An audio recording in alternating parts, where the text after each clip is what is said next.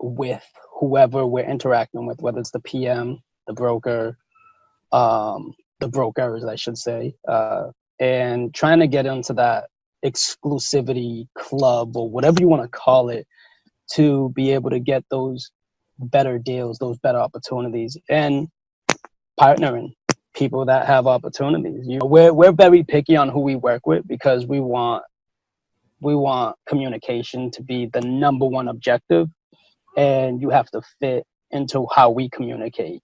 Yeah. So that's basically how we work now. So yeah. And what for you makes good communication? What is ideal for you? Yeah, we send out a monthly newsletter. So sometimes in certain months we send out 2 newsletters, whether it's just like an update into something we're doing or a conference we might be going to. We want them to know exactly what we're doing and how we're learning and how we're growing.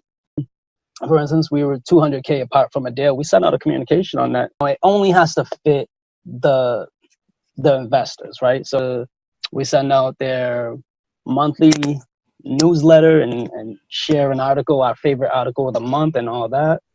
But if we find something where we hit a wall or something, we'll share that with our investors just to let them know that everything's not rosy, So we do go through things, ups and downs like everybody else. So yeah. And the number one, I guess, misstep I see a lot of people making is, like you said, when things go wrong, they usually get quiet and they don't communicate that. But, if you're having an issue, like that's the time where you want to over communicate and really go that next step. I find, people appreciate it, but they also it gives them a really good view as to what exactly is happening. Because I've just found if you don't communicate, people start imagining things in their head that are usually different from the truth. Absolutely. I mean, just think back on your personal friend's experience with that, right? Like, oh, how come you didn't tell me? I thought blah, blah, blah, blah happened, right? And you're like, oh, no, it was fine at the end of the day. So if you don't communicate, that's the biggest thing that could move a passive investor away from you or toward you. Yeah, no, 100%.